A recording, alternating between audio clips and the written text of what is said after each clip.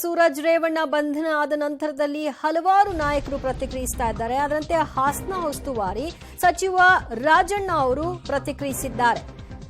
ಇದೊಂದು ದುರದೃಷ್ಟಕರ ಪ್ರಕರಣವಾಗಿದೆ. ದೇವೇಗೌಡರಿಗೆ ಈ ವಯಸ್ಸಿನಲ್ಲಿ ಎಷ್ಟು ಆಘಾತ. ಸೂರಜ್ ಪ್ರಜ್ವಲ್ ಪ್ರಕರಣದಿಂದ ಆಘಾತಗಳ ಮೇಲೆ ಆಘಾತ. ಇಡೀ ವಯಸ್ಸಿನಲ್ಲಿ ಮಾನಸಿಕವಾಗಿ ಈ ರೀತಿ ಹಿಂಸೆ ಆಗ್ತಾ ಇರೋದು, ಪ್ರಕರಣದಲ್ಲಿ ಹಸ್ತಕ್ಷೇಪ, ಒತ್ತಡ ಅನ್ನೋ ಪ್ರಶ್ನೆಗಳು ಏನೇನೂ ಇಲ್ಲ.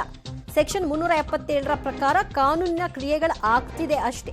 ತನಿಖಾಧಿಕಾರಿಗಳು ಸರ್ವ ಸ್ವತಂತ್ರರಾಗಿದ್ದಾರೆ. ಯಾರ ಒತ್ತಡಕ್ಕೂ ಮಣಿದು ತನಿಖೆಯನ್ನ ಮಾಡುವಂತಹ ಪರಿಸ್ಥಿತಿ ಇಲ್ಲ ಅಂತ ಹಾಸನ ಉಸ್ತುವಾರಿ ಸಚಿವ ರಾಜಣ್ಣ ಅವರು ಪ್ರತಿಕ್ರಿಯಿಸಿದ್ದಾರೆ. ಸೂರಜ್ ಬಂಧನ ಪ್ರಕರಣಕ್ಕೆ ಸಂಬಂಧಪಟ್ಟ ಹಾಗೆ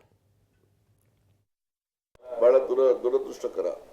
ಇಡೀ ವಯಸ್ಸಲ್ಲಿ ಅವರಿಗೆ ಮಾನಸಿಕವಾಗಿ ಈ ರೀತಿ ಹಿಂಸೆ ಆಗ್ತಕ್ಕಂಥ ಪ್ರಸಂಗಗಳು ಜರುಗಿದೆ ಅಂದಾಗ ಯಾರೇ ಆಗಲಿ ಹಿರಿಯರಾದಂಥವ್ರಿಗೆ ಅದು ಒಂದು ಮಾನಸಿಕವಾಗಿ ಹಿಂಸೆ ಕೊಟ್ಟಾಗ ಆಗುತ್ತೆ ಅಂತೇಳಿ ನಾನು ಕೂಡ ಭಾವಿಸ್ತೇನೆ.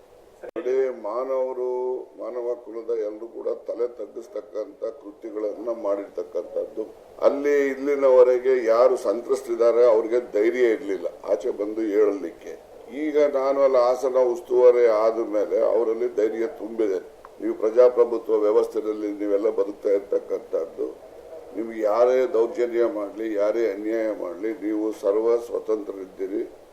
ನೀವು ಹೇಳಿದಾಗ ನೀವು ಬಂದು ಏನು ನಿಮ್ಮ ಮೇಲೆ ದೌರ್ಜನ್ಯಗಳಾಗಿದ್ದಾವೆ ಹೇಳಿದಾಗ ನಿಮಗೆ ರಕ್ಷಣೆನೂ ಕೊಡ್ತೀವಿ.